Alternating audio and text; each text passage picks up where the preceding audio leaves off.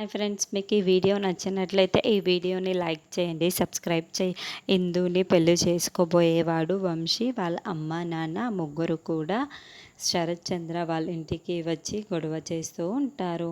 అసలు మా అబ్బాయిని కొట్టడానికి వాడెవడండి, వాడికి ఎంత ధైర్యం అండి అని వాళ్ళు గొడవ చేస్తూ ఉంటారు. అయ్యో, ఏదో తెలియక జరిగిపోయింది అని ప్రసాద్ చెప్తూ ఉంటాడు. మేము ఒప్పుకోము. వాడు వచ్చి మా అబ్బాయికి క్షమాపణ చెబితేనే మేము మీ అమ్మాయిని పెళ్లి చేసుకుంటాము. మా అబ్బాయి మీ అమ్మాయి మెడలో తాళి కట్టాలి అంటే అతను వచ్చి క్షమాపణ అడిగితేనే పెళ్ళి జరుగుతుంది అని చెప్పేసి అంటూ ఉంటారు. ఖచ్చితంగా వాడు క్షమాపణ చెప్పి తీరాల్సిందే అని వంశీ వాళ్ళ నాన్న చెప్తూ ఉంటాడు. క్షమాపణలు చెప్పాలనా అని కృష్ణప్రసాద్ అంటాడు. అదే కదా నేను చెబుతున్నది. లేకుంటే ఈ పెళ్ళి జరగదని తేల్చి చెప్పేయడంతో ఏం కృష్ణప్రసాద్ అర్థం అవుతుందా?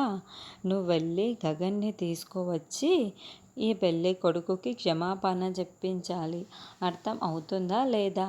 లేకుంటే ఇందు మెడలో ఈ అబ్బాయి తాళి కట్టడని చెబుతున్నాడు కదా అని శరత్చంద్ర చెబుతాడు. అదేంటండి, గగన్ క్షమాపణ చెప్పడం ఏంటి అని కృష్ణప్రసాద్ అంటూ ఉంటే, అసలు వాడెందుకు క్షమాపణ చెబుతాడు? వాడు చెప్పడుగాక చెప్పడు. అసలు మన మంచి కోరుకునే వాడైతే కదా అని ఇందు ఇంకా గగన్ని తిడుతూ అరుస్తూ ఉన్నాడు కదా మీ నాన్న, వాడి నాన్న. ఖచ్చితంగా ఈయన వెళ్ళి అడిగితే ఖచ్చితంగా వాడు వచ్చి క్షమాపణ చెప్పే తీరుతాడు. ఏం కృష్ణప్రసాద్, నువ్వు వెళ్ళి తీరాల్సిందే అని అపూర్వ చెప్తూ ఉంటుంది. అర్థమవుతుందా కృష్ణప్రసాద్? మర్యాదగా నువ్వు వెళ్ళి గగన్ని తీసుకొని వచ్చి క్షమాపణ చెప్పించు. నువ్వేం చేస్తావో నాకు తెలియదు.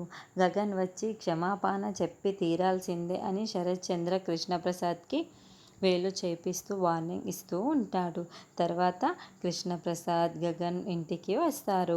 ఇక కృష్ణప్రసాద్ని లోపలికి రానివ్వకుండానే గుమ్మం దగ్గరే నిల్చొని గగన్ మాట్లాడుతూ ఉంటాడు.